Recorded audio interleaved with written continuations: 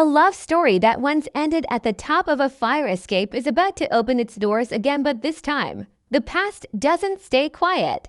It rises louder than ever, pulling people back into the kind of truth they once tried to outrun. It begins with a slow return to a place that feels familiar, even after so many years. The streets of Beverly Hills look softer than before, touched by the early morning light that washes everything in gold.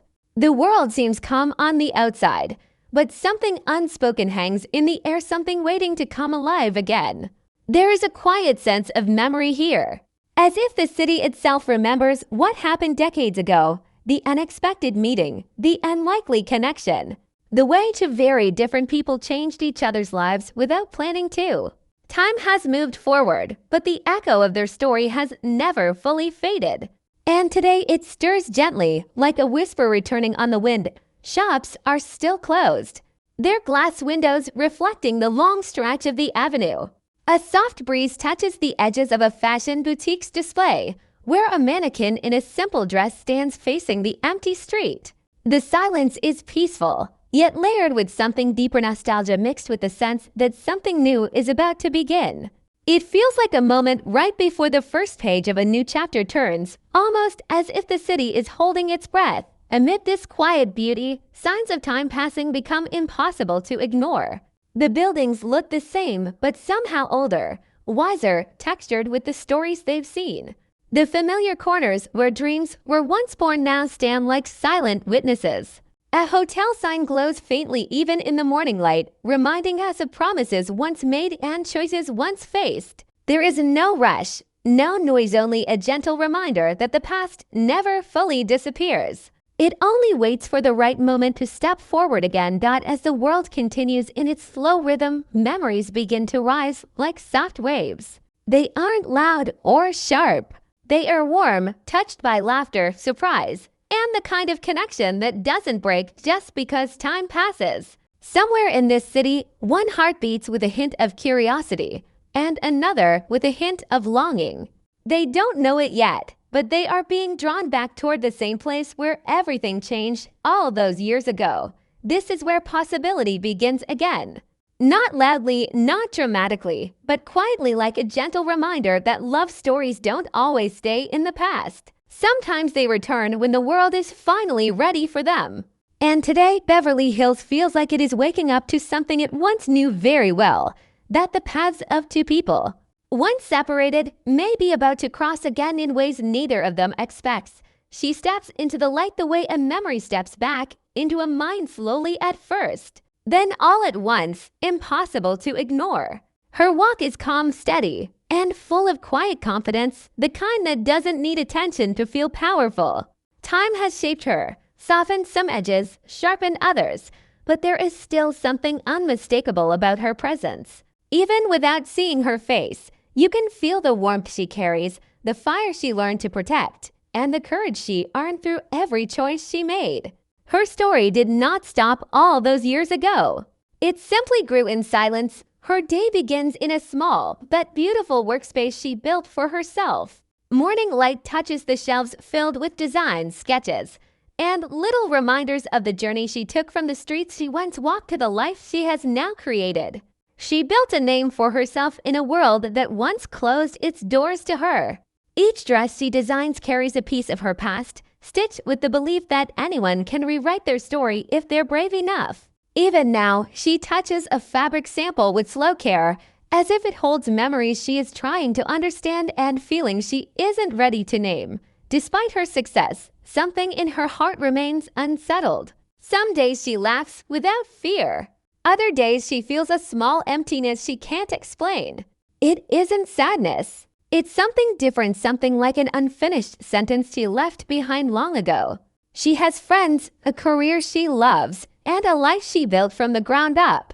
But there are quiet moments, often in the soft hours of morning, when she pauses, almost expecting a voice she once knew to fill the silence. She never says this out loud, but some memories refuse to fade no matter how much time passes. As she walks through her studio, her hand brushes over a charm bracelet lying on the table.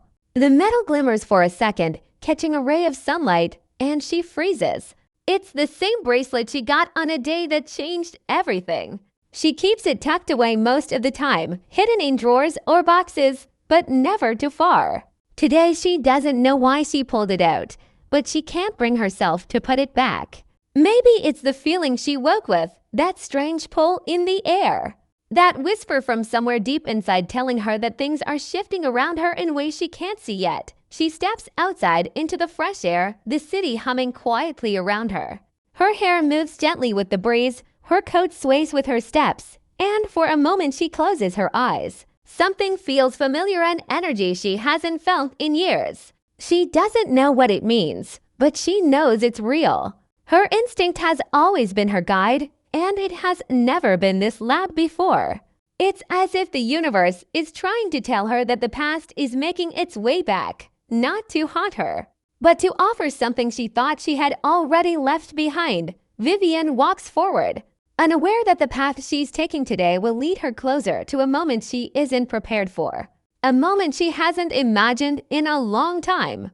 A moment where everything she rebuilt, everything she became, will be challenged not by conflict or trouble, but by a feeling she once believed she could never return to.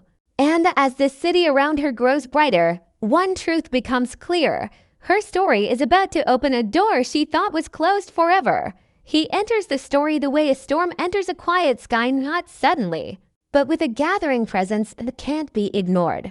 His world looks polished, organized, and controlled, yet beneath the surface lies a man who has spent years searching for something he could never quite name. His suits are still perfect, his steps still confident, but the sharpness he once carried has softened. He has changed in ways only time can shape, in ways only regret can teach. His life is successful, impressive, even admirable, but there are corners of his heart that remain untouched. Untouched because no one after her was ever able to reach them. His morning begins in a tall, glass office overlooking the city. Papers are neatly stacked. Digital screens glow with numbers and plans, and everything is in its proper place. Yet he stands by the window, staring not at his work, but at the horizon. It is the same habit he formed years ago, the same silent search for meaning he never confessed to anyone. He has built companies, advised leaders, and created opportunities for others, but none of it has ever filled that quiet space inside him that still wonders about the one thing he walked away from when he didn't know how to stay. He adjusts his cufflinks, but his hands pause, almost hesitating. On his desk rests a small, worn envelope. It doesn't belong to the sleek office around it. It doesn't belong to the present moment. It belongs to a memory he tried to put away long ago. The handwriting on it is familiar, surprisingly familiar. He hasn't opened it yet, not because he doesn't want to, but because he knows the moment he does, something in his world will shift. He has spent too long keeping his life in perfect order, and this small envelope threatens to move everything out of place. His assistant enters briefly, asking about meetings and schedules, but he barely hears her. His mind is elsewhere, drifting through moments he thought were buried. The sound of laughter, the rush of surprise, the warmth of a connection he didn't expect, all of it returns in quiet flashes that make him tighten his grip on the desk. He has lived a good life, but not a full one. Not truly. People around him admire his discipline, his calm decision-making, his ability to stay detached. But they don't know that detachment became his shield the day he watched something real slip away. Finally, after what feels like a long internal battle, he picks up the envelope. The paper feels fragile, like it has been waiting patiently for him. He doesn't open it yet, he only holds it, staring at it as if the answers he has avoided all these years are hidden inside. Something about today feels different. Something in the air reminds him of a time when he wasn't so cautious, when he believed in unexpected chances, when he believed that love could rewrite even the most careful plans. He leaves his office and steps into the sunlight. The city greets him with its usual energy, but he senses something else, something softer, something familiar. He walks slower than usual, his mind deep in thoughts he never let surface. Every step feels like a pull toward a past he never faced properly. He doesn't know it yet, but the world around him is starting to shift in the same direction as hers. As if fate, after years of silence, has decided that the two of them have stayed apart long enough. Edward moves forward, unaware that the person he once loved is walking her own path not far away. Unaware that the choices they made years ago are weaving themselves back into a new moment. A moment that will test him, challenge him, and force him to answer the question he has avoided for most of his life. What if the best thing he ever had was the one thing he let go? It happens in the kind of moment that feels too small to matter, yet becomes the turning point of an entire story. Not with drama, not with noise, but with a quiet shift, like the world taking a breath before revealing something it has been hiding for years. Vivien and Edward move through their day unaware that fate has begun stitching their paths together again. Thread by thread, detail by detail, until the distance between them starts to disappear. It begins with a simple letter. The same envelope Edward held all morning finally gives in to the pressure of his fingers. He opens it slowly, almost afraid of what it might say.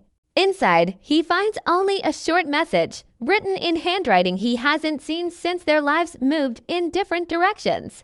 The message is not emotional, not dramatic, it is almost practical, yet it carries a weight he cannot ignore. It mentions a charity event, the kind they once dreamed of supporting together, the kind that holds memories of promises whispered under soft city lights. It also carries a name he knows well, a place he once stood with her. A place where everything fragile between them first became real. He reads it again, then again, unsure why his chest feels tight. The message doesn't ask him to come. It simply informs him. But something in its simplicity feels like an invitation not written in words, but in time itself. He sets the letter on his desk, but it feels like it refuses to stay still, like it is pulling at him. The years between then and now suddenly shrink, and he finds himself wondering if this moment is the one he unconsciously waited for. Meanwhile, Vivien stands in the lobby of the old hotel. Yes, that hotel, the one that saw their first real conversation. Their first step towards something unexpected. She's here for work, helping with the preparations for the same charity event mentioned in the letter. She didn't plan to be here. She didn't expect the familiar setting to make her heart beat faster than she wanted it to. She tries to focus on her task, speaking to organizers, reviewing details, adjusting things with her calm and capable hands. Yet every corner she turns, every hallway she passes through, seems to whisper stories she thought were long settled. She tries to dismiss the strange feeling rising inside her, but it lingers. A sense of something unfinished, something she thought she had outgrown. She tells herself it's just nostalgia, nothing more. But deep down she knows that nostalgia doesn't feel this alive. It doesn't tug at her chest the way this place does. She glances toward the elevator, remembering a moment that changed her life forever, and quickly looks away as if the memory might follow her if she stares too long. Across the city, Edward makes a decision he can't explain. Logic doesn't guide him. Habit doesn't push him. Instead, it's a quiet force, a feeling he hasn't allowed himself to listen to in years. As he steps out of his car at the hotel later that afternoon, the air feels strangely familiar. His steps slow, his heartbeat grows heavy, and for a moment he stands completely still, unsure if he's ready for whatever waits inside. He almost turns back, but something stronger pushes him forward. Something telling him that this moment, long delayed, is finally ready to happen. Vivien, still organizing details, senses a change in the atmosphere. She can't explain why she pauses or why her breath catches for a brief second. She doesn't see him yet, doesn't hear him, but something inside her stirs a quiet warning, or maybe a quiet hope. She moves toward the lobby with the feeling that something important is approaching. Something she isn't prepared for yet finds herself unable to avoid. Edward steps into the lobby, and the world around him seems to quiet. Not in reality, but inside him. He sees the familiar staircase, the warm lights, the polished floors, and with each step forward, he feels closer to a moment he believed would never come. Vivien turns the corner at the same time, unaware that the next few steps will change the shape of her life once again. Their paths are no longer separate. Not after this. The hours of this day, the decisions they made, and knowingly, the pull of memory and fate, all of it has led them here. And now only a few breaths stand between them and a meeting that will reopen everything they once locked away. The first moment their eyes meet does not explode like a scene from a movie. It lands quietly, softly, almost too gently for two people who once changed each other's lives. It feels like the world pauses, not enough to stop, but enough to make everything inside them shift. Vivien halts mid-step, her breath caught between her ribs, as if her mind is trying to accept something her heart recognized long before her eyes did. Edward feels the same shock, a sudden rush of old emotions he spent years hiding under layers of control. But neither of them moves. Neither of them speaks. They simply stand there, facing the one person they tried so hard to move on from. Vivien looks away first, not out of anger, but because the weight of the moment hits her harder than she expected.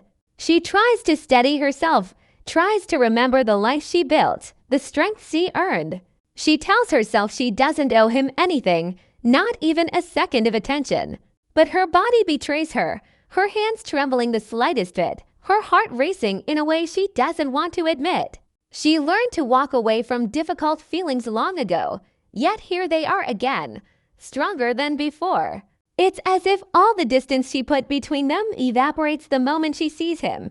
Edward tries to step forward, but his feet hesitate. He wants to say her name, but he fears his voice will reveal more than he wants it to. He tries to collect himself like he always does in business meetings, but this isn't business, and she isn't someone he can negotiate with. She is the one chapter of his life that never closed properly, the one decision he never fully understood.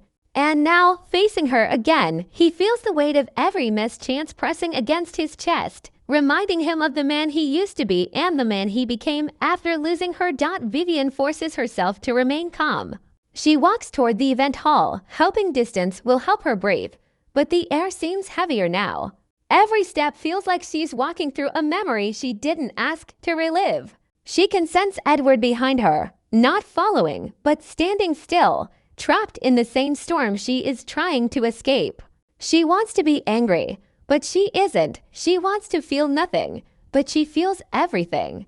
And that is what scares her most, that after all these years, he still has the power to shake her without saying a single word. When she finally reaches a quiet corner, she closes her eyes and leans against a wall.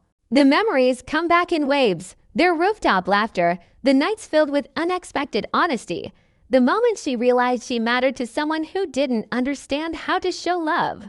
She had forgiven him long ago, but forgiveness doesn't erase the marks left behind. She whispers to herself that this moment means nothing, that they're both older, different, wiser. Yet her heart refuses to believe the lie fully. Edward eventually gathers the courage to move. He follows the hallway, not to chase her, but to understand what he should do. When he finds her not close, not touching, but standing several steps away, he stops again. There is fear in his silence, fear that he will ruin things with the wrong words, fear that she will walk away before he can say anything at all. For years he convinced himself that she was better off without him.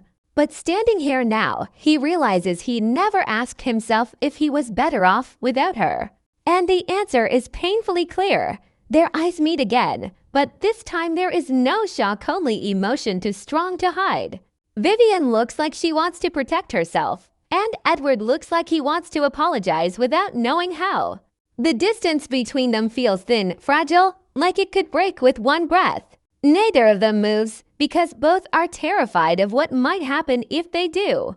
And yet, neither walks away, which says more than any words could. In this quiet hallway, surrounded by the echoes of their past, something unspoken begins to rise, something they both kept buried. Not anger, not regret, but a question they had avoided for decades. What if their story was never meant to end where they left it?